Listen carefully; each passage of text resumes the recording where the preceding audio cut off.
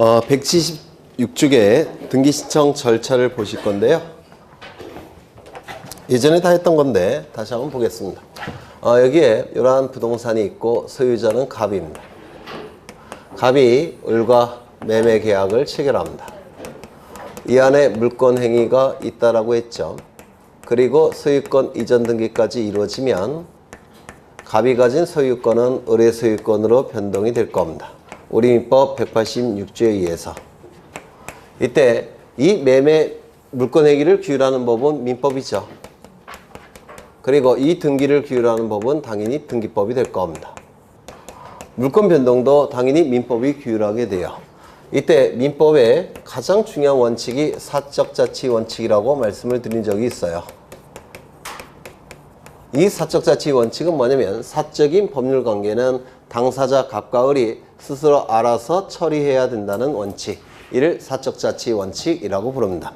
그래서 사적인 법률 관계는 당사자 갑과 을이 알아서 해결해야 된다는 원칙, 사적 자치 원칙이라고 부르는데요. 약간 다시 설명을 해보면 국가는 개입하지 말라는 겁니다.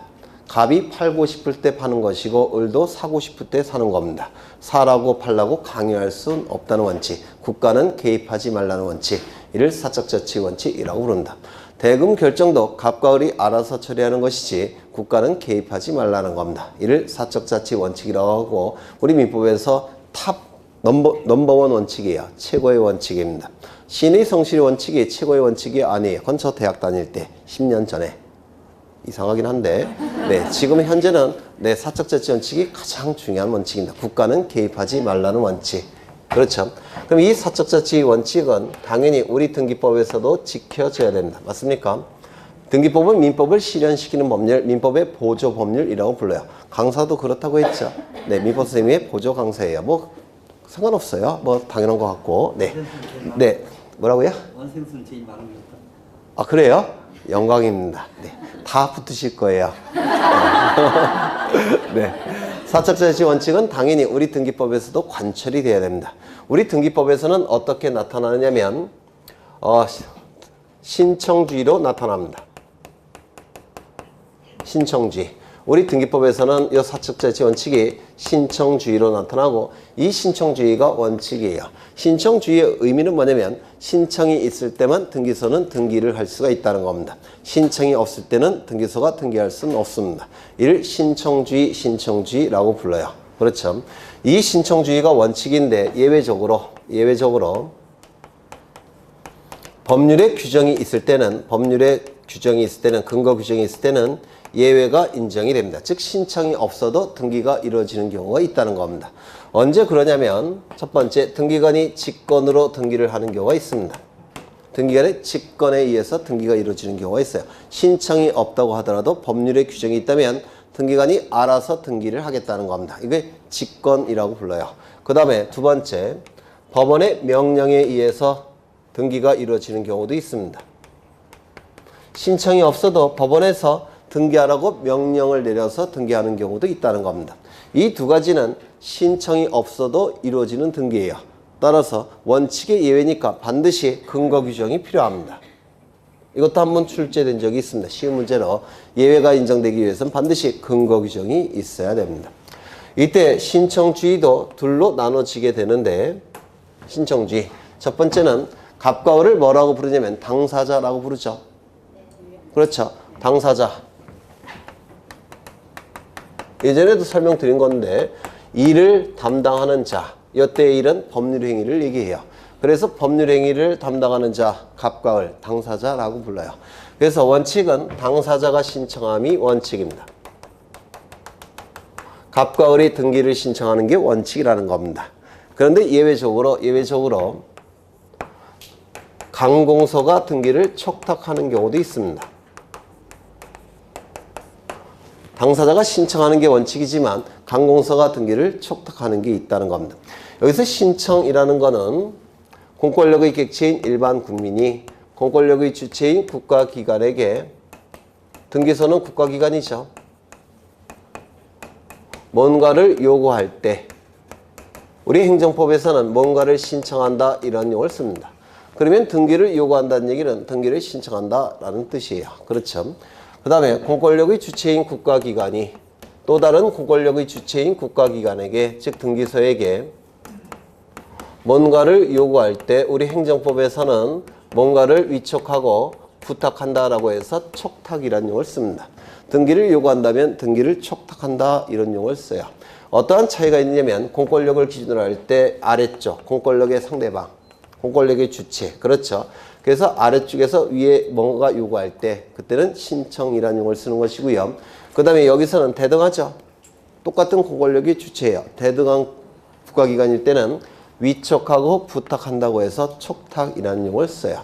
그러면 이 등기를 요구하는 거, 등기를 촉탁한다, 등기를 신청한다 이런 용어를 쓸 테고, 여기도 등기를 요구하는 것은 등기를 촉탁한다 이런 용어를 쓰겠죠. 그렇다면 등기를 요구한다는 점에서는 신청과 촉탁은, 등기를 요구한다는 점에서는 신청과 촉탁은 의미가 같습니까? 다릅니까? 네? 등기를 요구한다는 점에서는 신청과 촉탁은 같은 뜻이죠. 맞아요. 그렇다면 신청에 관한 규정들은, 신청에 관한 등기법의 규정은 촉탁에는 준용이 될까요? 준용되지 않을까요? 네? 등기를 요구한다는 점에서는 똑같기 때문에 등기법의 신청에 관한 규정은 촉탁에도 당연히 적용될 수가 있는 겁니다.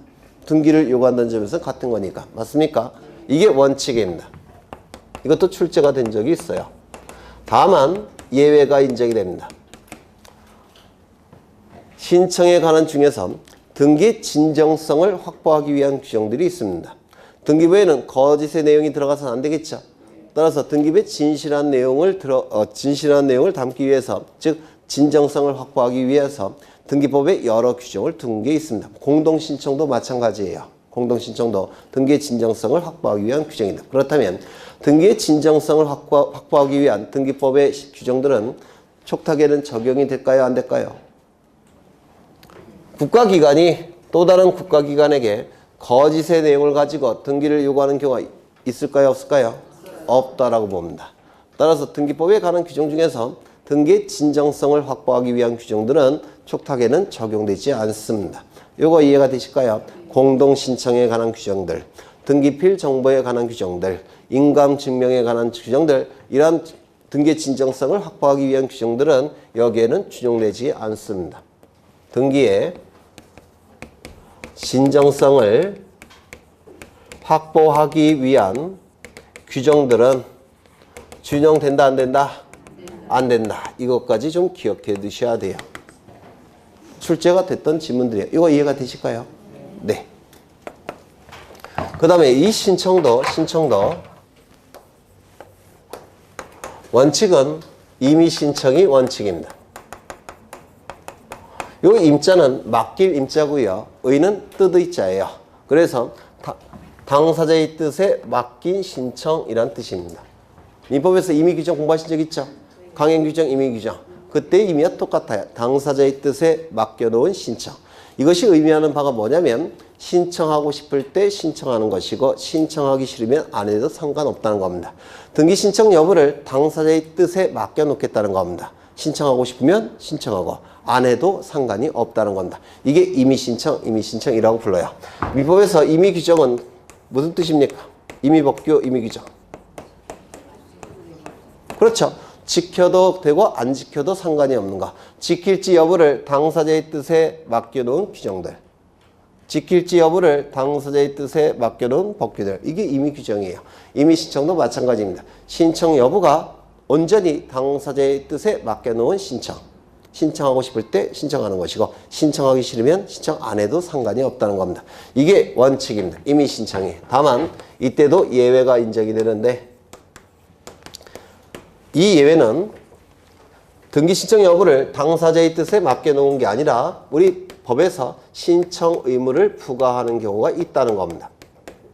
그러면 신청 의무가 부과가 됐으니까 당사자의 뜻에 맡겨놓은 겁니까? 아니죠. 신청해야만 되는 것이죠. 신청 의무가 있는 경우가 있더라는 겁니다. 이 신청 의무는 세 개의 법률에서 의무를 두고 있는데 첫 번째 부동산 등기법에서 표제부 등기는 사실 발생일로부터 1월 이내에 신청해야 됩니다.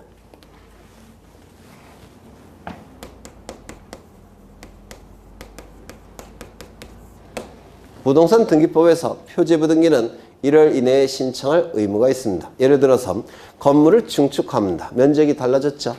그러면 부동산 표시 변경 등기를 증축한 날로부터 1월 이내에 신청해야만 되더라는 겁니다.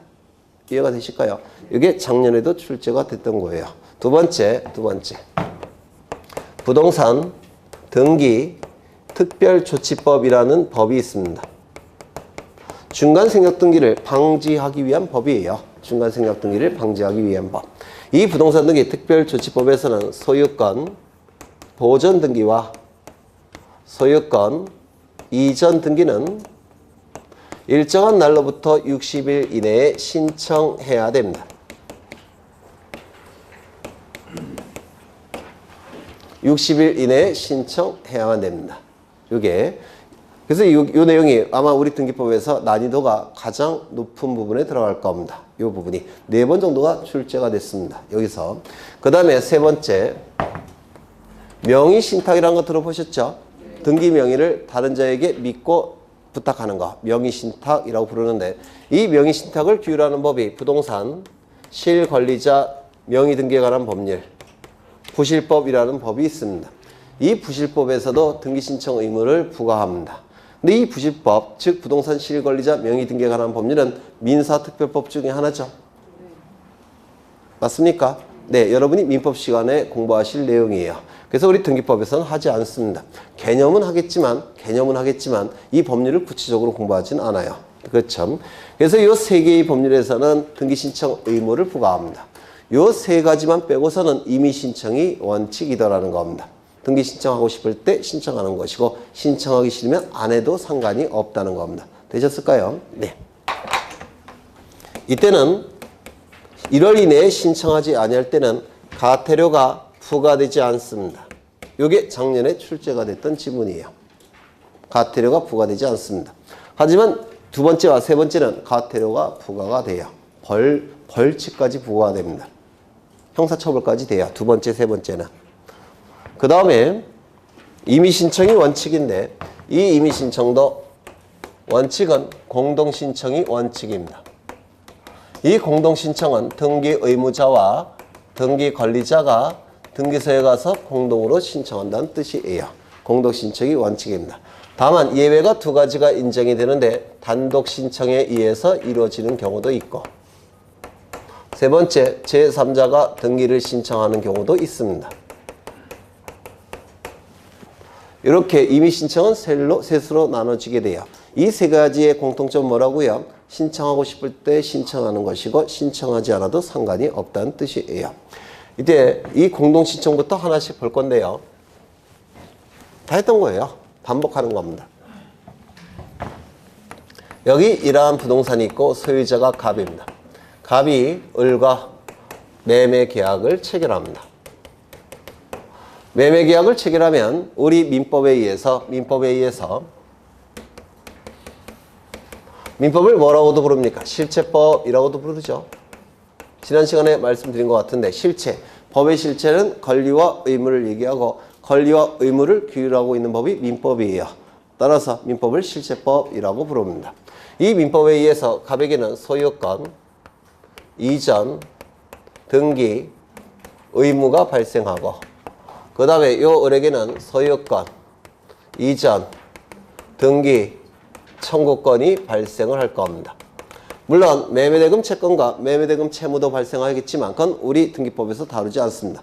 돈은 민법에서 다루는 부분이에요. 우리 등기법은 돈은 다루지 않습니다. 이때 매매계약이 체결되면 갑은 소유권 이전 등기 의무, 을은 소유권 이전 등기 청구권이 발생합니까? 맞죠?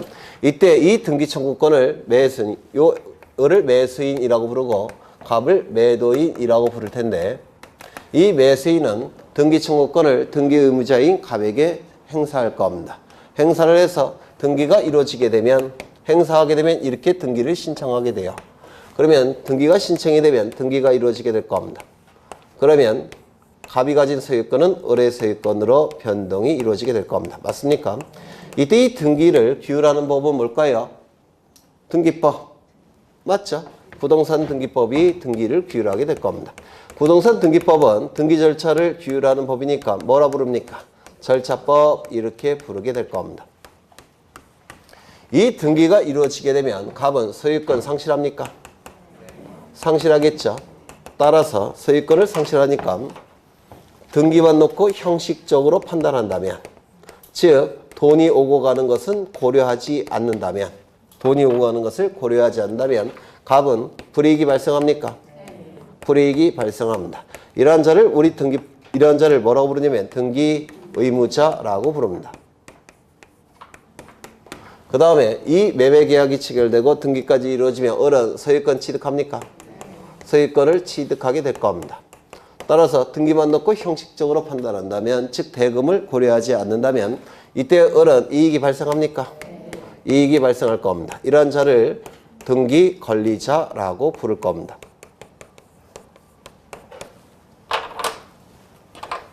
그러면 이제 표로 만들어 보면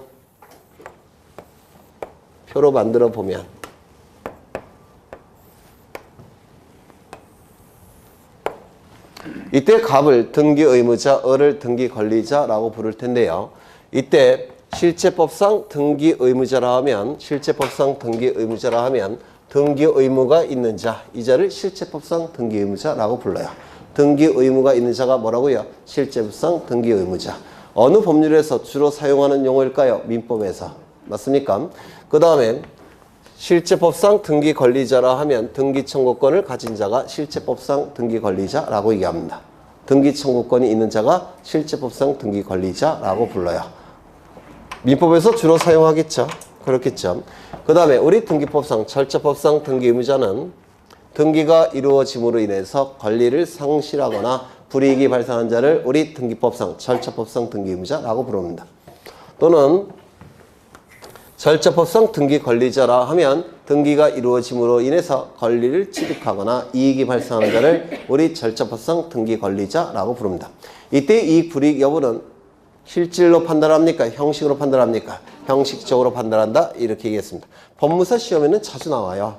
요 문구가. 우리 중개사 시험에는 한 번도 나온 적은 없어요. 나올 가능성이 점점 높아지겠죠. 네, 좀 기억해 두시면 됩니다. 그래서 다시요. 우리는 지금 민법을 공부하는 게 아니라 등기법을 공부하고 있는 거죠. 따라서 우리가 등기의무자, 등기권리자라 하면 등기의무가 있는 자, 등기 청구권이 있는 자가 등기의무자, 등기권리자가 아니에요. 우리 등기법 시간에서는 등기의무자라 하면 등기가 이루어짐으로 인해서 권리를 상실하거나 불이익이 발생하는 자를 우리 등기법에서 등기의무자라고 부를 거고요. 그 다음에 등기가 이루어짐으로 인해서 권리를 취득하거나 이익이 발생하는 자를 등기권리자 이렇게 부를 겁니다. 맞습니까? 이걸 기준으로 판단하지 않고 이걸 기준으로 판단한다는 겁니다. 되셨을까요? 이때 이 등기를 가장 하고 싶은 자는 누굴까요? 을이겠죠. 대금을 지불했을 테니까. 맞습니까? 따라서 을이 등기소에 가서 등기를 신청하게 될 겁니다. 이때 등기를 신청할 때 대금이 예를 들어서 10억이라고 한다면 을이 등기를 혼자 신청하러 간다면 10억이라면 등기 신청 정보에는 15억이라고 기록할 가능성이 있을까요? 없을까요? 왜요? 나중에 전매했을 때 양도소득세를 조금 내기 위해서 10억짜리를 10억 원을 지급했음에도 불구하고 등기부에는 15억으로 기록하고 싶을 때가 있을 겁니다. 10억보다 15억이 나중에 다른 자에게 처분하면 이게 양도소득세 더 조금 낼 수 있죠. 맞습니까?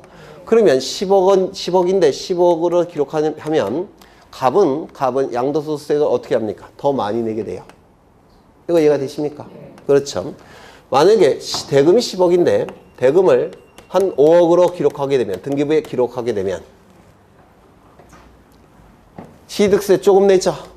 양도소득세는 조금 내겠지만 잘못 얘기했나? 맞아요? 이거는 양도소득세 조금 내기 위해서, 이건 취득세 조금 내기 위해서 5억으로 기록할 가능성이 있죠. 그러면 이 5억으로 등기부에 기록이 되면 얘는 세무조서 나올 겁니다. 아마. 그렇죠. 시가보다 너무 작은 금액이니까 증여가 아닐까라고 당국에서 의심하지 않겠습니까? 그러면 결국은 엉뚱한 내용이 기록이 되면 그 불이익은 누구에게 발생합니까? 갑에게 발생합니다. 따라서 이런 잘못된 내용이 등기부에 기록되는 것을 막기 위해서 요 갑도 같이 가라는 겁니다. 이렇게. 그러면 의리 거짓의 내용을 가지고 등기를 신청할 때 갑이 이걸 못하게 할 겁니다. 맞습니까? 따라서 이 등기 의무자도 등기 신청 절차에 참여하는 거, 이를 공동신청이라고 불러요. 이 공동신청은 등기의 진정성을 확보하기 위한 겁니다. 거짓의 내용을 등기부에 기록되는 것을 막기 위한 거예요. 이거 이해가 되십니까? 그렇죠. 그래서 이 공동신청이라 하면 등기의 진정성을 확보하기 위해서, 즉 등기부에 거짓의 내용이 기록되는 것을 방지하기 위해서 등기 의무자를 등기 신청 절차에 참여시키는 것, 이를 공동신청이라고 부릅니다.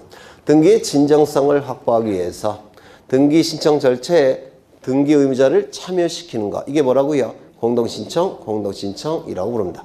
그래서 이 공동신청의 개념은 좀 외우실 필요가 있어요. 등기의 진정성을 확보하기 위해서 등기가 이루어짐으로 인해서 권리를 상실하여 불이익이 발생하는 등기 의무자를 등기 신청 절차에 참여시키고자 하는 것, 이게 뭐라고요? 공동신청이라고 부릅니다. 이 단독신청은 그렇다면 등기 의무자가 없다라고 한다면 공동신청할 수 있습니까? 없겠죠. 등기 의무자가 애당초 없다면 혼자 가야 되지 않습니까? 등기 권리자 혼자. 맞아요, 안 맞아요? 맞죠. 두 번째, 등기의 진정성이 다른 방법에 의해서 이미 확보가 됐다면 등기 의무자를 참여시킬 필요가 있습니까? 없습니까? 없을 겁니다. 이때도 단독 신청이 돼요. 그래서 이 단독 신청에 의한 등기가 우리 시험에 대단히 잘 나옵니다. 수십 가지도 넘어요. 이게 수십 가지도 넘는데 그걸 외울 수는 없고 출제가 됐을 때 이걸 가지고 골라내는 겁니다. 아, 이 등기는 등기 의무자가 없는 등기구나. 이 등기는 다른 방법에 의해서 등기 진정성이 확보가 됐겠구나. 그러니까 단독 신청이겠구나. 이렇게 골라내셔야 돼요. 물론 등기법 지식이 점점 쌓여가면서 그걸 골라내실 수가 있으세요. 예를 들어서 표제부 등기는 등기 의무자가 있을까요? 없을까요? 등기가 이루어짐으로 인해서 권리를 상실하여 불이익이 발생한 자가 등기 의무자 아닙니까? 맞죠? 표제부는 권리에 관한 내용이 기록될까요? 안 될까요? 안 되죠. 따라서 권리를 상실한 자가 있을까요? 없을까요? 없습니다. 표제부 등기는 등기 의무자가 없어요. 되셨을까요? 그러면 보전 등기는 등기 의무자가 있을까요? 없을까요? 있어요. 보전 등기가 이루어짐으로 인해서 권리를 상실한 자가 있습니까? 없어요. 등기 의무자가 없습니다. 이해가 되실까요? 아까 보신 등기명인 표시 변경 등기, 등기명인 표시 경정 등기, 이런 것들, 이름 바뀔 때, 주민번호 바뀔 때, 주소가 바뀔 때 이루어지는 등기들, 권리를 상실한 자가 있습니까? 없죠. 등기 의무자가 없습니다. 등기명인 표시 변경 경정 등기도 이것도 단독 신청이에요. 등기 의무자가 없으니까. 어려우신가요? 네, 기타 등등 앞으로 계속 보시게 될 거예요. 그 다음에 등기의 진정성이 이미 확보가 됐다면 등기 의무자를 구태여 참여시킬 필요가 없겠죠. 어떤 등기가 있냐면 판결에 의한 등기. 판결에 의한 등기는 등기의 진정성이 이미 확보가 됐습니다. 무엇 때문에? 판결서 때문에. 그렇죠. 그 다음에 가등기, 가처분, 명령 결정에 의한 등기, 명령에 의한 가등기. 이것도 재판의 일종입니다. 가등기, 가처분, 명령 결정에 의한 가등기. 이것도 재판의 일종이니까 단독 신청입니다. 재판서가 있으니까 나중에 보실 거예요. 이런 것들은 등기의 진정성이 이미 확보가 됐으니까 단독 신청에 의한다. 이렇게 얘기를 하게 됩니다. 그 다음에 제3자가 신청하는 경우도 있다고 했죠. 제3자가 신청하는 경우는 세 가지가 대표적인데, 첫 번째, 대위 신청. 제3자가 당사자를 대신하는 지위에서 등기 신청하는 경우가 있다는 겁니다. 대위 신청이라고 불러요. 다시요. 제3자가 당사자를 대신하는 지위에서 등기 신청할 때 대위 신청이라고 부르고요. 가장 대표적인 것은 채권자 대위 신청이라는 겁니다. 채권자가 채무자를 대신하는 지위에서 등기를 신청하는 경우가 있는데 이를 채권자 대위 신청이라고 불러요. 두 번째, 대리인에 의한 등기 신청. 대리인에 의한 등기 신청. 본인이 신청한다면 이건 당사자가 신청하는 거죠. 대리인이 신청하는 거니까 이것도 제3자가 신청하는 거예요. 세 번째, 포괄 승계인에 의한 등기 신청. 이따가 보실 거예요. 이런 건 전부 다 제3자가 등기를 신청하는 것들이에요. 제3자가. 그래서 이제 이 내용들을 하나씩 보실 거라는 겁니다. 하나씩. 그러면 책을 좀 보겠습니다. 176쪽을 보시면 등기 신청 절차 나와 있고요. 등기 신청의 일반 원칙 나와 있죠. 거기 원칙은 신청주의가 원칙이라고 했죠. 민법상의 사적 자치 원칙이 우리 등기법에 나타나는데 이게 뭐라고요? 신청주의. 사적 자치 원칙은 국가가 개입하지 말라는 겁니다. 따라서 우리 등기법에서도 신청이 있을 때만 등기소는 등기할 수 있다는 뜻이에요. 신청이 없을 때는 등기할 수 없다는 겁니다. 이걸 신청주의, 민법상의 사적 자치 원칙이 우리 등기법에서는 신청주의로 나타난다고 했습니다. 이 신청주의가 원칙이고 이 신청주의도 당사자가 신청하는 게 원칙이라고 했죠. 맞습니까? 그런데 당사자가 국가기관이라고 한다면 신청이라는 용어를 쓰지 않고 어떤 용어를 쓴다고요? 촉탁. 맞습니까? 그래서 거기 4번에 강공수의 촉탁 있습니까? 네. 밑줄만 쳐두죠. 1번에 국가 또는 지방자치단체가 등기 권리자인 경우 밑줄. 국가나 지방자치단체가 등기 권리자인 경우 밑줄. 옆에 등기의무자의 승낙 밑줄. 쓰셨습니까? 그 옆에 지체 없이 밑줄. 그리고 옆에 국가 또는 지방자치단체가 등기 의무자인 경우 밑줄. 그 다음에 옆에 등기 권리자의 청구 밑줄. 그리고 지체 없이 밑줄. 치셨습니까? 이게 재작년인가 2년 전인가 3년 전에 틀리라고 냈던 지문이에요. 요게 맞으라고 냈던 지문이 아니라 틀리라고 냈던 지문입니다. 거의 다 틀렸어요. 네. 이 강공수의 촉탁은 등기의 진정성이 이미 확보가 됐다고 했죠. 따라서 단독 촉탁이겠습니까? 공동 촉탁이겠습니까? 단독 촉탁이에요. 맞습니까? 그러면 단독으로 무대뽀로 촉탁할 수 있느냐? 그건 아니고요. 강공서가 등기 권리자일 때는 그 옆에 등기 의무자의 승낙을 받아서 단독으로 촉탁한다는 뜻이고요. 그 다음에 강공서가 등기 의무자일 때는 등기 권리자의 청구에 따라 단독으로 촉탁한다는 뜻이에요. 무대뽀로 단독으로 촉탁한다는 게 아니라. 그래서 이 문구가 3년 전에 틀리라고 냈던 지문이에요. 요게. 네, 일단 밑줄만 쳐두십니다. 나중에 촉탁 등기 상세하게 할 겁니다. 그 다음에 그 맨 밑에 보시면 신청에 따른 등기에 관한 규정은 촉탁에도 준용한다 라는 문구 있습니까? 밑줄 치십니다. 다만 등기의 진정성을 확보하기 위한 규정들은 촉탁에 준용된다고요? 안 된다고요? 네? 안 된다고. 그래서 공동신청도 등기의 진정성을 확보하기 위한 거라고 했죠. 그러면 공동촉탁이 원칙입니까? 단독촉탁이 원칙입니까? 단독촉탁이 원칙이라는 뜻이에요. 그 다음에 오른쪽에 신청주의 예외가 나와 있는데 이 예외가 인정되기 위해서는 반드시 법률의 규정이 있어야 된다. 첫째 줄 있습니까? 법률에 다른 규정이 있어야지만 예외가 인정이 되는 겁니다. 명령, 직권. 그렇죠. 그 다음에 176쪽을 가보시면 2번을 보시죠. 임의신청이 원칙이라고 했죠. 등기를 당사자의 뜻에 맡겨놨다고 했죠. 이게 임의신청. 거기 그 다음에 공동신청이 원칙이라고 했습니까? 맞죠? 공동신청이 원칙이라고 했어요. 등기의 진정성을 확보하기 위해서 등기가 이루어짐으로 인해서 권리를 상실하거나 불이익이 발생하는 등기의무자를 등기신청 절차에 참여시키는 거. 이게 공동신청이라고 했죠. 그 다음에 거기 공동신청의 원칙 밑에 똥울뱅이 1번은 방문신청을 얘기하는 겁니다. 등기를 신청하는 방법은 두 가지가 있는데요. 첫 번째, 등기소를 방문해서 등기를 신청하는 방법이 있습니다. 두 번째, 인터넷을 통해서 등기를 신청하는 방법이 있는데 이를 전자신청이라고 불러요. 그래서 등기를 신청하는 방법은 두 가지입니다. 방문 신청은 뭐냐면 모니터에 신청 정보를 띄웁니다. 컴퓨터 모니터에 신청 정보를 띄운 다음에 키보드를 통해서 입력합니다. 입력이 다 됐겠죠? 그러면 프린트 켜요. 프린트 켜서 출력합니다. 출력된 신청서를 가지고 등기소에 방문해서 신청하는 거. 이게 방문 신청이고요. 보통 신청 정보는 이 폼 형식으로 작성합니다. 그래서 이 신청 정보의 양식이에요. 대법원에서 만든 신청 정보의 양식. 이 폼 형식을 띄운다. 모니터에 띄운 다음에 키보드 사용해서 입력한 다음에 프린트 켜서 종이로 출력해서 등기소에 방문해서 신청하는 거. 방문 신청.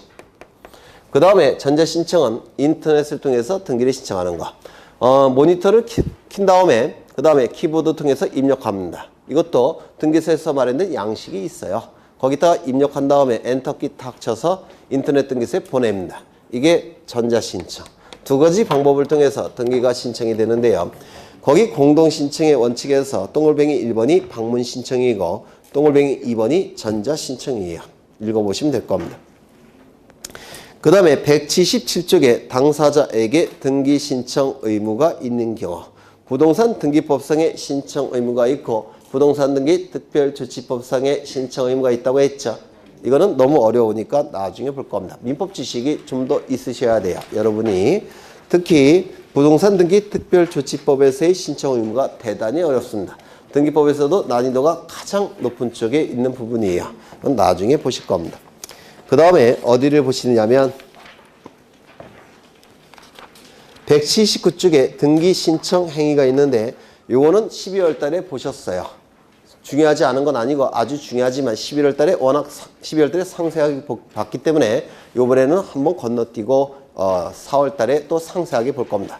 4월 달에는 12월보다 더 상세하게 볼 거예요. 출제될 수 있는 걸 다 보실 겁니다. 그 다음에 어디를 보시느냐면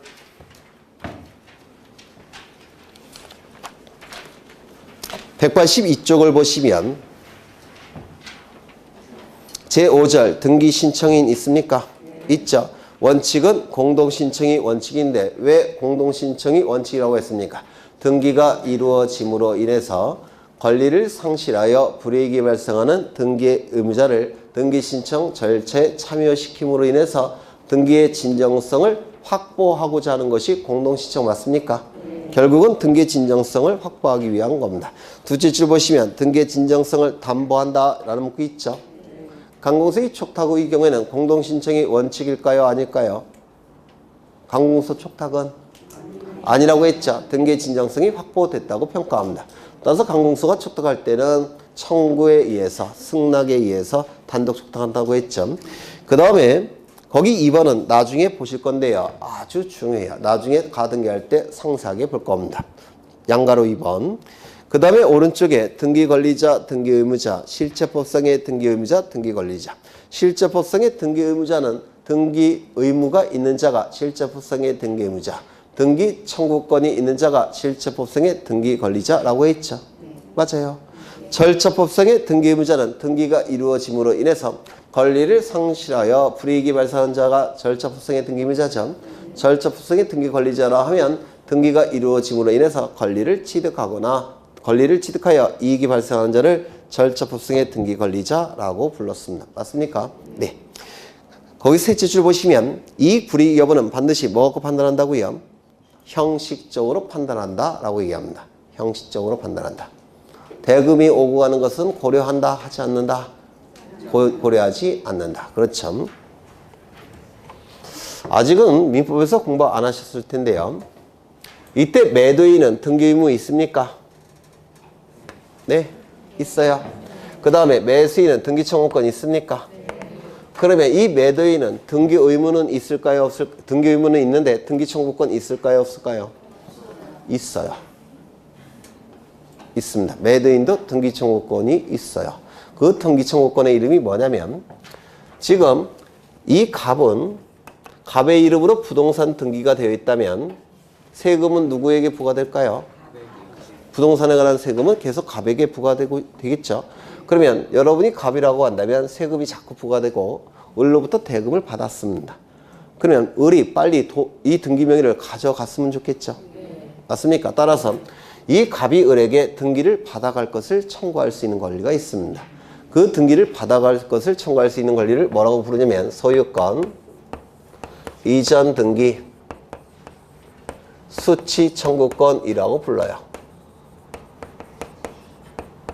수는 받을 수, 취할 취. 등기를 받아갈 것을 청구하는 권리. 등기 수취 청구권. 이건 대법원에서 쓰는 용어고요. 학자들이 쓰는 용어는 등기 인수 청구권이라고 부릅니다. 인수해갈 것을 청구할 수 있는 권리. 등기 수취 청구권, 등기 인수 청구권. 세금이 자꾸 가백에 부과되니까 빨리 받아가라는 겁니다. 그러면 이 을에게도 등기 의무 있겠습니까? 있겠죠. 소유권, 이전, 등기, 수취 의무. 이건 대법원에서 쓰는 용어고요. 학자들은 인수 의무. 그러면 붉은색을 기준으로 한다면 하얀색이 아니라 붉은색을 기준으로 한다면 실제법상의 등기 권리자는 누굽니까? 가. 붉은색을 기준으로 한다면 실제법상의 등기 의무자는 누굽니까? 을. 맞습니까? 그러면 실제법상 등기 권리자, 등기 의무자는 바뀔 수가 있어요. 되셨어요?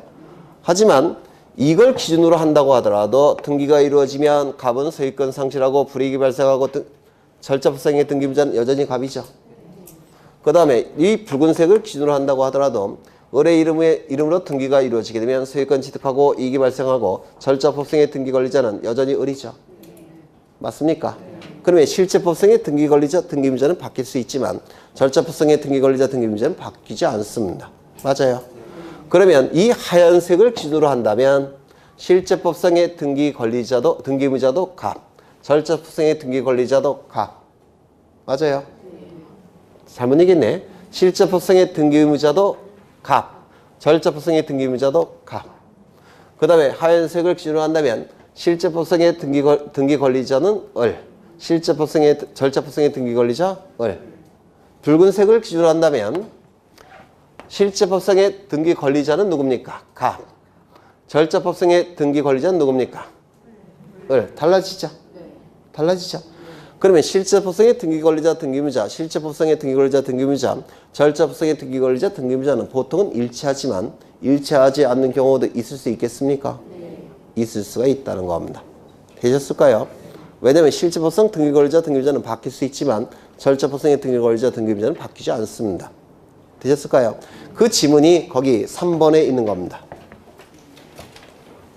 실제법상의 등기 의무자, 등기 권리자, 등기 의무자와 절차법상의 등기 권리자, 의무자는 일반적으로 일치하지만 반드시 일치하는 건 아니라는 겁니다. 되셨을까요? 그 옆에 채권자 대위 신청은 나중에 따로 설명을 드릴 겁니다. 이것도 마찬가지예요. 적절한 예입니다. 그 다음에 단독 신청. 단독 신청 맨 밑에 보시면 밑에서 셋째 줄 올라가 보시면 등기의 진정성이 이미 확보가 됐다면 등기 의무자를 참여시킬 필요가 있다 없다? 없다. 그 밑에 보시면 등기의 성질상 등기 의무자가 있을 수 없다면 표제부 등기, 보전 등기 이런 건 등기명의 표시 변경 등기 이런 것들은 등기 의무자가 성질상 존재하지 않습니다. 따라서 이때는 뭐라고요? 단독 신청. 상속 등기도 마찬가지예요. 이것도 등기 의무자가 존재하지 않습니다. 따라서 이것도 단독 신청이 될 겁니다. 넘겨보시면 거기 183쪽에 부동산 등기법 제23조 나와 있습니까? 단독 신청에 의한 등기. 이 정도는 꼭 알고 들어가셔야 돼요. 이걸 외울 수는 없죠. 근데 등기법 지식이 쌓여지면서 저절로 아시게 될 겁니다. 이거 갖고 판단합니다. 이걸로 판단하는 거예요. 이 두 가지로. 그 다음에 넘어가겠습니다. 그러면 이제 판결에 의한 등기를 보실 텐데 이건 등기의 진정성이 다른 방법에 의해서 이미 확보가 된 겁니다. 등기의 진정성이 이미 확보가 된 거예요. 뭐에 의해서? 법원의 판결에 의해서 여기에 해당이 되는 겁니다. 혹시 민법에서 공동소유, 공유 공부하셨습니까? 그러면 공유물 분할은 공부하셨습니까? 공유물 분할 올해 아직 안 하셨어요. 이 공유물 분할은 민법에서 가장 어려운 부분에 속해요. 그래서 여러분이 아직 그걸 이해하실 수 있는 수준은 아닐 겁니다. 나중에 하실 거예요. 그래서 우리 등기법에서도 공유물 분할은 나중에 할 겁니다. 여기에 이러한 부동산이 있고 소유자는 갑입니다. 갑이 을과 매매 계약을 체결합니다. 매매계약을 체결하면 우리 민법에 의해서 갑에게는 소유권 이전 등기 의무 발생합니까? 을에게는 소유권 이전 등기 청구권 발생합니까? 발생하죠. 그리고 소유권 이전 등기까지 이루어지게 되면 갑이 가진 소유권은 을의 소유권으로 변동이 될 겁니다. 이때 등기가 이루어지면 갑은 소유권 상실합니까? 따라서 등기만 놓고 형식적으로 본다면 불이익이 발생합니까? 이러한 자를 우리 등기법에서 뭐라 부릅니까? 등기 의무자라고 부를 겁니다. 이 등기가 이루어지면 을은 소유권 취득하겠죠. 따라서 등기만 놓고 형식적으로 판단한다면 이익이 발생할 겁니다. 이러한 자를 뭐라 부릅니까? 등기 권리자라고 부를 겁니다. 이 등기 의무자와 등기 권리자는 등기소에 가서 등기를 공동으로 신청하게 될 겁니다. 공동 신청이 원칙이에요. 그래서 이 을은 갑에게 이 등기 청구권을 행사해서 이 의무를 이행한다면, 요 의무를 이행하는 것이 등기를 신청해 주는 겁니다. 의무를 이행한다는 의미는 등기를 신청해 준다는 뜻이에요. 그런데 을이 갑에게 등기 청구권을 행사해서 의무를 이행해야 되는데 의무를 이행하지 않더라는 겁니다. 그 말은 등기 신청을 안 해주더라는 겁니다. 그러면 을은 등기를 받지 못하겠죠. 법적인 소유권 취득 못할 겁니다. 맞아요. 그러면 이 을은 법적인 소유권을 갑이 안 해준다고 해서 무조건 취득하지 못하도록 하면 안 되겠죠. 다른 방법을 마련해 놔야 돼요. 다른 방법이 뭐냐면 법원에 소송을 제기하는 겁니다. 법원에 소송이 제기되면 법원에서는 을 승소 판결을 내줄 겁니다. 맞죠? 그리고 이 판결이 확정이 되었다면, 확정되었다는 얘기는 판결이 번복될 가능성이 없는 단계에 이르렀을 때 이걸 확정되었다라고 얘기합니다. 반대는 뭘까요? 미확정. 미확정 판결은 번복될 가능성이 있다는 뜻입니다. 이거 이해가 되실까요? 네. 확정이 됐다면 이제 확정된 판결서 한 장 갖겠죠. 이 판결서가 등기의 진정성을 확보할 수가 있기 때문에 이때는 요 갑의 신청이 없어도 단독으로 신청할 수 있다라는 겁니다. 판결서라는 등기의 진정성을 확보할 수 있는 서류가 있기 때문에 갑의 신청이 없어도 혼자 등기 신청할 수 있다는 겁니다. 이때 을을 뭐라고 부르냐면 승소 판결 받았죠. 승소한 등기 권리자라고 부릅니다. 승소한 등기 권리자는 판결서를 가지고 등기를 단독으로 신청할 수 있다는 뜻입니다. 되셨을까요? 네. 여기에 이러한 부동산이 있고 소유자는 갑입니다. 갑이 을과 매매 계약을 체결합니다. 매매 계약이 체결되면 갑에게는 소유권 이전 등기 의무도 있지만 등기 청구권도 발생한다고 했죠. 등기 청구권의 이름이 뭐라고요? 소유권 이전 등기, 수취 청구권. 그 다음에 여기는 소유권 이전 등기, 수취 의무. 그래서 세금은 자꾸 갑에게 부과가 되니까 빨리빨리 받아가라고 청구할 수 있는 권리, 수취 청구권. 그 다음에 받아갈 의무, 수취 의무 이렇게 얘기를 합니다. 그리고 소유권 이전 등기까지 이루어지게 되면 갑이 가진 소유권은 을의 소유권으로 변동이 될 겁니다. 186조에 의해서. 이때 이 등기가 이루어지면 갑은 소유권 상실합니까? 따라서 등기만 놓고 형식적으로 판단한다면 우리 등기법에서는 얘는 불이익이 발생하니까 뭐라고 부릅니까? 등기 의무자라고 부를 테고 등기가 이루어지면 을은 소유권 취득할 겁니다. 따라서 등기만 놓고 형식적으로 판단한다면 을은 이익이 발생할 테고 이러한 자를 뭐라고 부릅니까? 등기 권리자라고 부를 겁니다. 그래서 등기 의무자와 등기 권리자가 등기소에 가서 등기를 공동으로 신청하게 될 겁니다. 맞습니까? 이때 세금이 자꾸 부과되니까 이 등기 청구권을 행사합니다. 그러면 이 의무를 이행해야 되겠죠. 이 의무를 이행해야 될 겁니다. 의무를 이행하는 것은 이걸 해주는 거예요. 그런데 이 의무를 이행하지 않다라는 겁니다. 즉 등기를 신청해 주지 않더라는 겁니다. 그러면 을의 이름으로 등기가 안 되니까 세금은 자꾸 갑에게 부과가 될 겁니다. 열받겠죠? 네. 그럼 어떻게 합니까? 법원에 소송을 제기합니다. 그러면 법원에서는 갑 승소 판결을 내줄 겁니다. 그리고 이 판결이 확정이 되면 확정 판결서 한 장이 존재할 겁니다. 이때 갑을 뭐라고 부르냐면 승소한 등기 의무자라고 불러요. 승소한 등기 의무자는 판결서라는 등기의 진정성을 확보할 수 있는 서류가 있기 때문에 상대방의 신청이 없다고 하더라도 단독으로 신청할 수 있다는 겁니다. 이게 판결에 의한 등기 신청이에요. 되셨을까요? 네. 그러면 이 판결은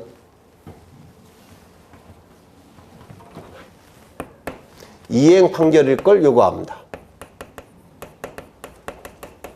이행 판결. 여기 이 판결서는 두 가지 내용으로 구성이 되는데요. 이거는 판결서입니다. 판결서는 주관적 효력이 미치는 범위가 있고 객관적 효력이 미치는 범위가 있는데 객관적 효력이 미치는 범위는 뭐냐면 주문과 이유예요. 그 다음에 여기 원고 피고가 나오겠죠. 이거는 판결의 효력이 미치는 주관적 범위라고 불러요. 이건 나중에 보실 거고 이것만 일단 좀 기억하시면 이 주문은 주된 문장이라는 뜻인데 주된 문장 법원이 내린 판단 중에서 결론에 해당되는 부분이에요. 결론. 법원이 내린 판단 중에서 결론에 해당되는 부분을 주문이라고 얘기합니다. 판결서에서. 그 다음에 이 이유는 결론이 나오게 된 과정, 이유를 기록하는 겁니다. 판결이 나온 이유. 이때 이 주문은 보통 두 줄에서 세 줄로 대단히 간략합니다. 결론에 해당되는 부분이라서 결론만 기록해요. 대단히 간략해요. 이 주문의 끝문장이 무엇을 확인한다 이렇게 끝나는 경우가 있습니다.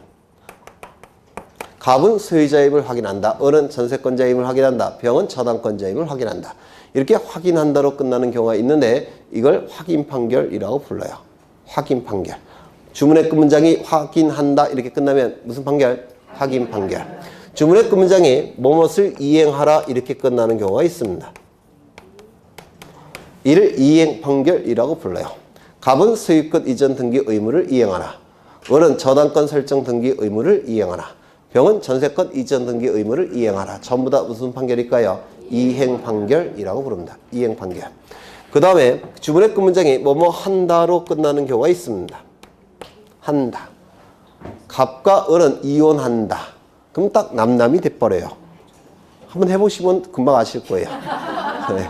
법률관계를 발생, 변경, 소멸시키는 판결을 형성 판결이라고 부르는데 뭐뭐 한다로 끝나면 이것을 제외하고 뭐뭐 한다로 끝나면 이를 형성 판결이라고 불러요. 이 토지는 A가 2분의 1을 가지고 있고 B가 2분의 1을 가지고 있습니다.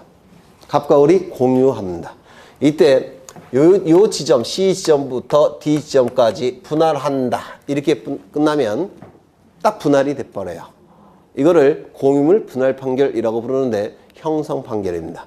A 지점부터 B 지점까지 분할한다.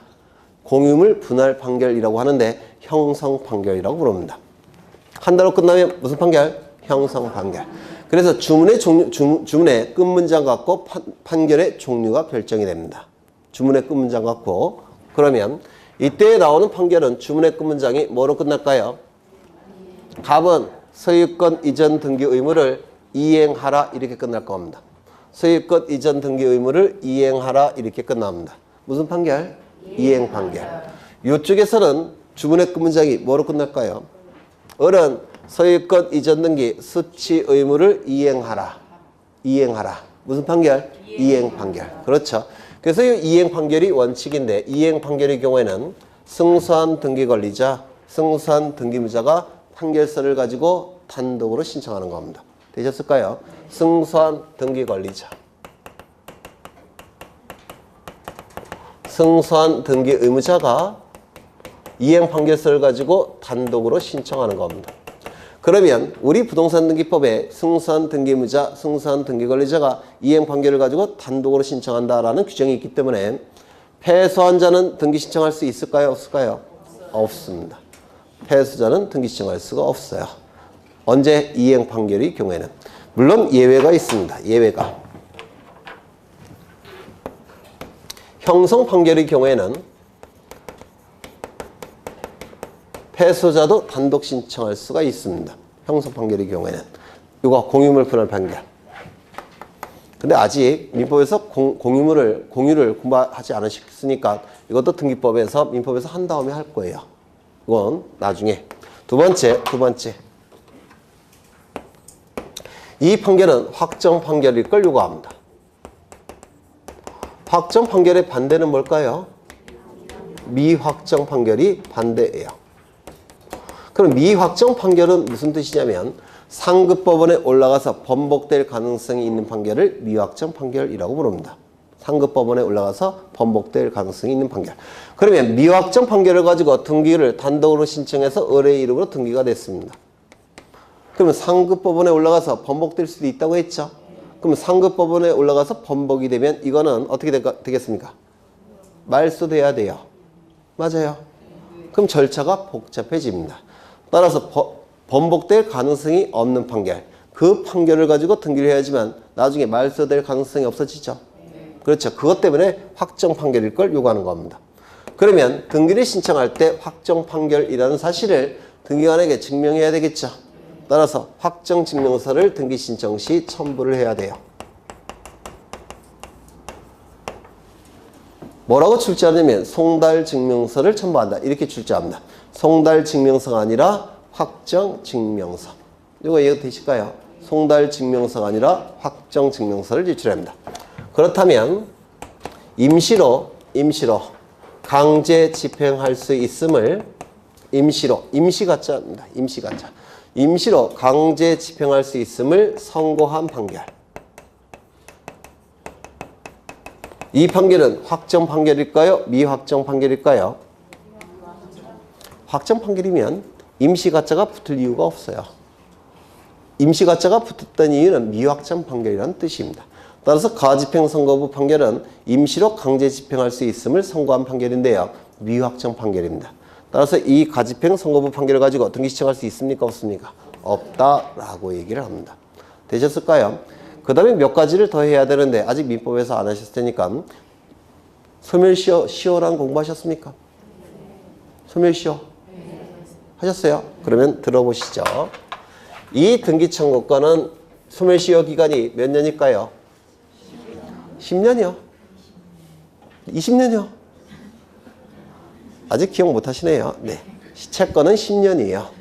채권은 10년인데 발생한 시점부터 10년이 경과가 되면 소멸합니다. 시효로. 맞아요.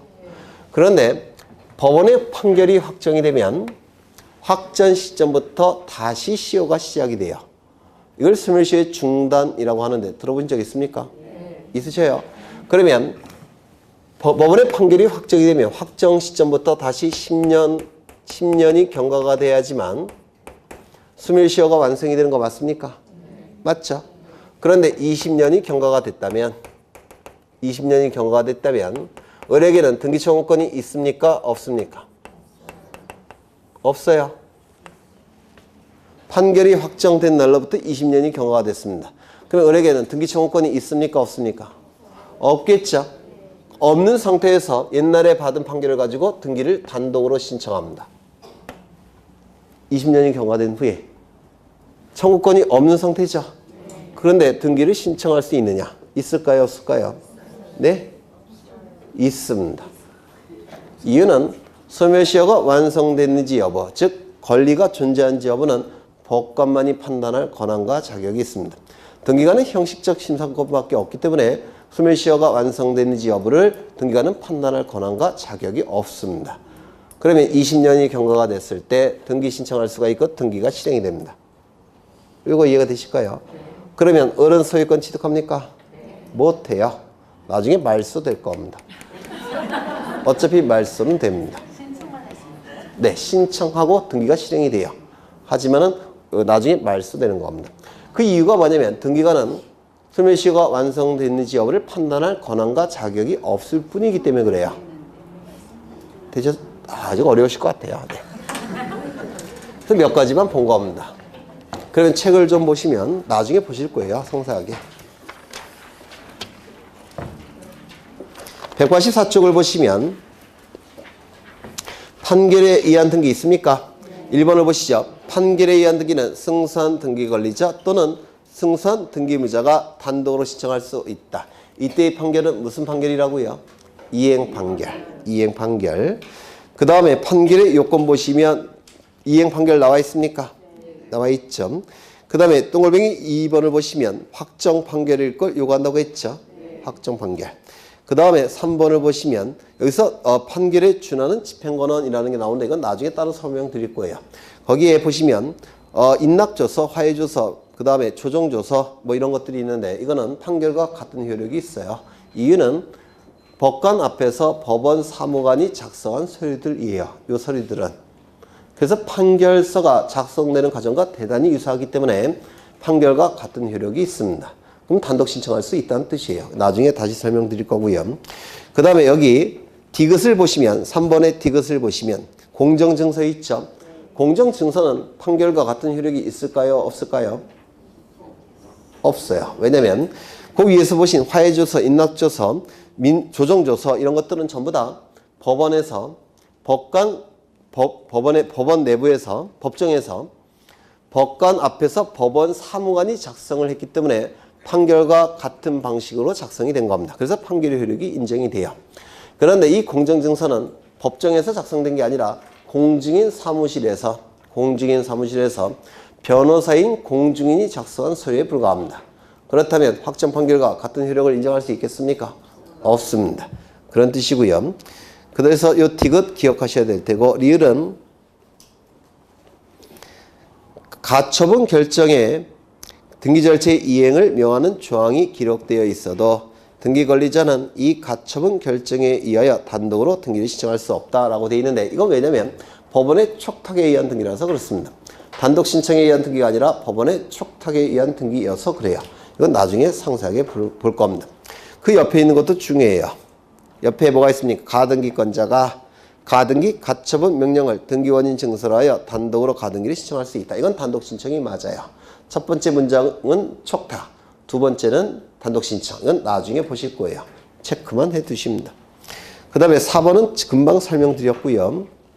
오른쪽을 보시면 동글뱅이 1번 승소한 등기 권리자, 승소한 등기 의무자만이 이행 판결서를 가지고 단독으로 신청할 수 있다고 했죠.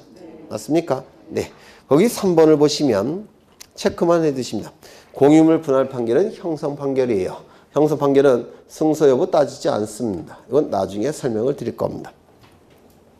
채권자 대위 소송도 이건 상당히 어려운 내용인데 그것도 나중에 설명을 할 거예요. 아직은 너무 어렵습니다. 여러분이 해결하기에는 넘기겠습니다. 186쪽에 등기원인과 그 연월일 4번 있습니까? 이거는 별표 하나 쳐두시죠.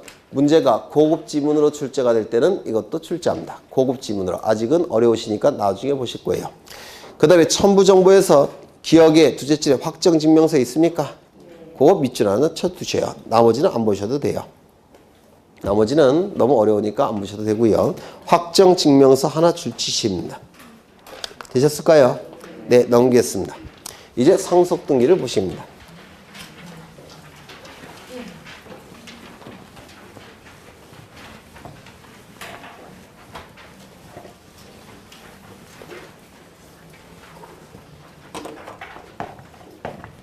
예전에 다 했던 거예요.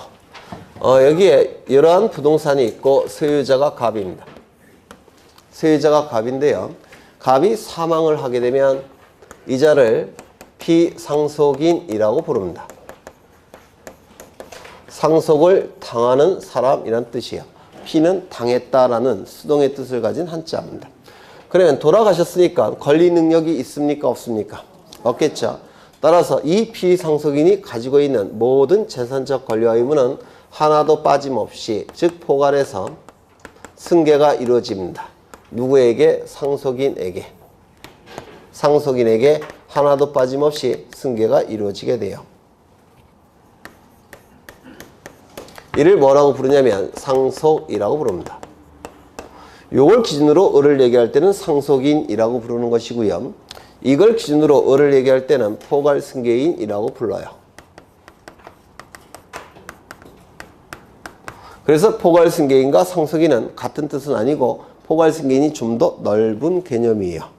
포괄승계가 상속보다 좀 더 넓은 개념인데 이 포괄승계 안에는 상속이 대표주자, 상속도 들어가 있는 겁니다. 그래서 요 을을 상속을 기준으로 한다면 상속인, 포괄승계를 기준으로 하면 포괄승계인 이렇게 불러요. 개념은 포괄승계인이 좀 더 넓은 개념입니다. 이때 이 을이 소유권을 취득하는 시점은 어느 시점입니까? 상속 개시 시점입니다. 맞습니까? 상속 개시 시점은 피상속인 사망 시점입니다. 맞아요? 그래서 상속 개시 시 피상속인 사망 시 을은 소유권을 취득하게 될 겁니다. 그렇겠죠? 이때 갑이 가진 권리가 소유권이 아니라고 한다면 전세권이라고 한다면 전세권이 상속돼서 을은 전세권을 취득하는 겁니다. 맞습니까? 지상권이라고 한다면 지상권을 취득하는 겁니다. 임차권이라고 한다면 임차권을 취득하는 겁니다. 그래서 상속은 항상 소유권에서만 나타나는 건 아니에요. 그렇죠? 이 취득한 소유권을 다른 자에게 처분하기 위해서는 뭐를 갖춘 다음에 처분해야 됩니까? 등기를 갖춘 다음에 처분해야 되겠죠. 그렇죠. 소유권이 갑에서 을로 넘어갔으니까 이때 소유권 이전 등기겠죠. 소유권 이전 등기를 먼저 을은 갖춘 다음에 처분해야 될 겁니다. 이 소유권 이전 등기는 상속을 원인으로 한 소유권 이전 등기 맞습니까? 따라서 이를 상속 등기라고 불러요. 만약에 갑이 가지고 있던 게 소유권이 아니라 전세권이라고 한다면 전세권이 넘어가는 거죠. 전세권 이전 등기가 될 겁니다. 전세권 이전 등기도 상속을 원인으로 하는 거죠. 맞습니까? 그것도 상속 등기라고도 얘기하는 겁니다. 그러니까 등기 원인이 상속일 때 이루어지는 등기가 뭐라고요? 상속 등기, 상속 등기라고 얘기하고 이 상속 등기는 이전 등기 형식을 취합니다. 이전 등기, 소유권 이전, 전세권 이전, 임차권 이전, 이전 등기 형식을 취하는 겁니다. 되셨을까요? 그러면 이 등기가 이루어짐으로 인해서 등기만 놓고 형식적으로 판단한다면 이익이 발생한 자는 누굽니까? 을이겠죠. 등기 권리자. 이 등기가 이루어짐으로 인해서 등기부만 놓고 판단할 때 불이익이 발생한 자는 누굽니까? 갑이겠죠. 갑의 이름에서 을의 이름으로 이전 등기 이루어지니까 얘가 불이익이 발생하겠죠. 등기 의무자. 그래서 이렇게 등기소에 가서 공동으로 신청함이 원칙인데 문제는 요 갑은 살아계셔요? 돌아가셨어요? 돌아가셨죠. 등기의무자가 존재하지 않습니다. 등기의무자가 존재하지 않으니까 어쩔 수 없이 뭐라고요? 단독 신청. 맞습니까? 상속인이 단독으로 신청하는 겁니다. 그래서 이 상속 등기는 상속으로 인한 권리 이전 등기, 상속 등기는 등기의무자가 존재하지 않는 단독 신청이 됩니다. 되셨을까요? 네. 개념만 보셔요. 좀 어려운 게 몇 가지 더 있지만 그건 나중에 민법 지식을 좀 더 쌓은 다음에. 여기에 이러한 부동산이 있고 소유자가 갑입니다. 갑이 을과 매매 계약을 체결합니다. 병으로 하죠. 병과 매매 계약을 체결합니다. 이 안에는 뭐가 있다고요? 물권행위. 소유권 이전 등기까지 이루어지면 갑의 소유권은 을의 소유권으로 변동이 될 겁니다. 맞습니까? 그런데 매매 계약을 체결한 다음에 소유권 이전 등기를 하기 전에 여기는 매매 그리고 여기는 소유권 이전 등기 요 중간에 갑이 사망을 했다는 겁니다. 즉 매매 계약을 체결한 다음에 요 갑이 사망을 했다는 겁니다. 그러면 갑을 뭐라고 부릅니까? 피상속인이라고 부르죠. 맞습니까? 피상속인이 가지고 있는 모든 재산적 권리와 의무는 하나도 빠짐없이 포괄해서 승계가 이루어집니다. 누구에게? 상속인에게. 맞아요. 이를 뭐라고 부릅니까? 상속이라고 부릅니다. 그렇죠. 이때 포괄승계를 기준으로 한다면 을을 뭐라고 부릅니까? 포괄승계인이라고 부를 겁니다. 그러면 을은 소유권을 취득하지만 무엇도 취득할까요? 모든 재산적 권리와 의무는 다 승계를 받는 겁니다. 상속은. 그러면 매매계약 체결되었으니까 소유권 이전 등기 의무도 발생합니까? 그 의무도 상속이 되겠죠. 소유권 이전 등기 의무도 요 을이 취득하는 겁니다. 그러면 이제 등기를 신청해야 되는데 이때는 등기를 이렇게 신청합니다. 이렇게. 이 의무를 이행해야 되겠죠. 누구에게 이행해야 됩니까? 병에게 이행해야 되죠. 그래서 이 을이 등기 의무자, 요 병이 등기 권리자로서 같이 신청하는 겁니다. 여기에 상속인에 의한 등기라고 불러요. 또는 포괄승계인에 의한 등기 신청 이렇게 부릅니다. 여기서 이 등기가 이루어짐으로 인해서 이익이 발생한 자는 누굽니까? 등기부만 놓고 볼 때 병이죠. 등기 권리자. 이 등기가 이루어짐으로 인해서 권리를 상실하거나 불이익이 발생한 자는 누굽니까? 소유권은 이미 을에게 넘어갔죠. 얘가 등기 의무자. 얘가 등기 권리자. 그래서 이렇게 공동으로 신청하는 겁니다. 이걸 뭐라고 부르냐면 포괄 승계인에 의한 등기 신청, 상속인에 의한 등기 신청이라고 불러요. 그러면 여기서는 등기 명의가 누구에서 누구에게로 넘어갔습니까? 네? 갑에서 을로 넘어갔죠. 이렇게. 여기서는 등기 명의가 누구 이름에서 누구 이름으로 넘어갔습니까? 갑에서 이렇게 넘어간 겁니다. 이게. 여기는 등기부가 이렇게 등기가 된 거예요. 1번 소유권 보전 갑에서, 2번 소유권 이전 등기원인은 상속 을 이렇게 되는 겁니다. 그렇죠? 그런데 여기서는 등기부에 이렇게 등기가 되는 겁니다. 1번 소유권 보전 갑에서, 2번 소유권 이전 병 등기원인은 매매 이렇게 기록이 되는 겁니다. 같은 거예요? 다른 거예요? 다른 거예요. 이걸 상속등기라고 부르고 이걸 상속인에 의한 등기 또는 포괄 승계인에 의한 등기 신청 이렇게 부르는 겁니다. 같아요? 다르죠? 네. 그런데 이 등기는 물권 변동 과정을 정확하게 공시했을까요? 정확하게 공시하지 못하고 있을까요?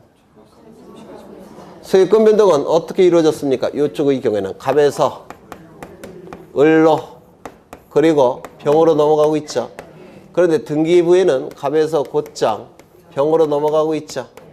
이게 뭡니까? 중간 생략 등기입니다.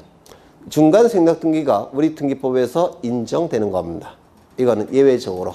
중간 생략 등기 뭐에 의해서? 상속인에 의한 등기 신청에 의해서. 되셨을까요? 네. 책을 좀 보겠습니다. 188쪽에 상속 등기가 나와 있는데요. 1번 상속으로 인한 등기는 등기 권리자만으로 신청할 수 있다. 밑줄. 왜요? 등기무자가 존재하지 않으니까 돌아가셔서. 맞습니까? 네. 그리고 2번, 3번, 4번은 다 체크해 놓으셔야 돼요. 나중에 다 보실 겁니다. 그 다음에 쭉 넘어가셔서 어디를 보시느냐면 190쪽을 보십니다. 그 전에 188쪽에 기타 단독 신청하는 경우 있습니까? 소유권 보존 등기, 소유권 보존 등기, 말소 등기는 등기무자가 존재하지 않아요. 단독 신청입니다. 변경 등기도 등기무자가 존재하지 않습니다. 이름, 주민번호, 주소가 바뀌는 등기라서 권리를 상실한 자가 없어요. 등기무자가 존재하지 않으니까 단독 신청입니다.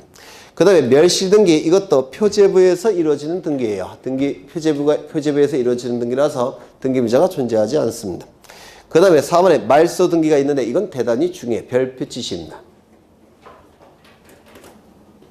이건 나중에 설명을 드릴 거고요. 그 다음에 가등기, 토지 수용은 뒤에서 다 나옵니다. 그 다음에 한 페이지 넘겨보시면 신탁 등기 있습니까? 거기 첫째 줄. 수탁자가 단독으로 신청한다. 밑줄. 이게 신탁법이 개정되기 전에, 등기법과 신탁법이 개정되기 전에는 공동신청이었어요. 근데 신탁법과 등기법이 개정이 되면서 단독 신청으로 바뀌었습니다. 그래서 대단히 중요한데요. 나중에 신탁 등기할 때 상세하게 볼 겁니다. 그 다음에 8번, 9번, 10번 이건 뒤에서 다 보시게 될 거예요. 그 다음에 제3자에 의한 신청 보시면 포괄 승계인에 의한 등기 신청 있습니까?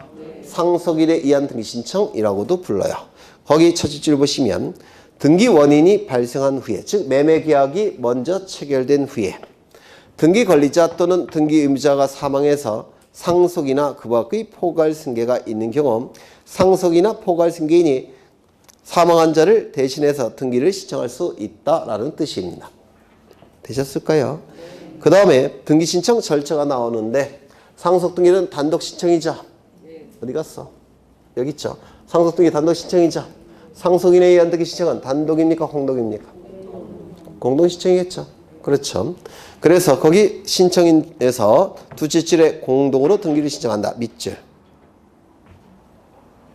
되셨을까요? 그 다음에 오른쪽에 191쪽에 동글뱅이 2번 체크하십니다. 이건 대단히 고급 지문으로 출제되는 지문인데 무슨 뜻이냐면 이 상속인에 의한 등기 신청을 보시면 신청서에는 등기 신청서에는 등기 의무자가 누구로 기록되어 있을까요? 네? 이 의무를 이행하는 자가 누굽니까? 을이자. 등기 의무자가 을로 기록되어 있을 겁니다. 맞습니까? 등기부에 등기 의무자는 누구로 기록되어 있을까요? 이건 등기부예요. 등기 의무자가 누구로 기록되어 있습니까? 가. 그런데 신청서와 등기부의 내용이 일치하지 아니할 때는 우리 부동산등기법 제29조 7호에 의해서 각하됨이 원칙입니다. 이 원칙은 그런데 문제는 뭐냐면 등기 의무자가 일치하지 않을 땐 각하됨이 원칙인데 7호인지 아닌지는 정확하게 기억 안 나는데 이 상속인에 의한 등기 신청의 경우에는 일치할 수가 없는 거죠. 그럼 각하해야 되겠습니까? 각하해서는 안 되겠습니까? 각하해서는 안 돼요. 이거 이해가 되십니까? 신청 정보의 등기 의무자와 등기부의 등기 의무자가 일치하지 아니할 때는 각하함이 원칙인데 상속인에 의한 등기 신청만큼은 일치하는 게 처음부터 불가능하죠. 이때는 각하할 수 없다는 뜻이에요. 그 내용이 191쪽의 맨 꼭대기 동글뱅이 2번에 나와 있는데요. 이거는 굉장히 고급 지문으로 출제가 되는 겁니다. 만약에 출제가 되면 맞히는 분들은 많지 않으실 거예요. 네, 좀 기억해 두실 필요가 있고요. 그 다음에 채권자 대위 신청. 이건 다음에 하죠. 맨 뒤에 각종 권리에 관한 등기는 이게 진행되기가 힘들어요. 왜? 민법에서 안 하셨을 테니까 아직은. 그래서 진도가 그다지 많이 늦은 건 아니에요. 그래서 지상권, 지역권, 전세권, 저당권 이런 등기는 하기가 힘듭니다. 민법에서 아직 안 했으니까. 그래서 그런 것들은 그냥 넘어갈 가능성이 높아요. 그건 4월 달에 아주 상세하게 보실 겁니다. 그래서 오늘은 여기까지만 보실 건데요. 불만이 있으신가요?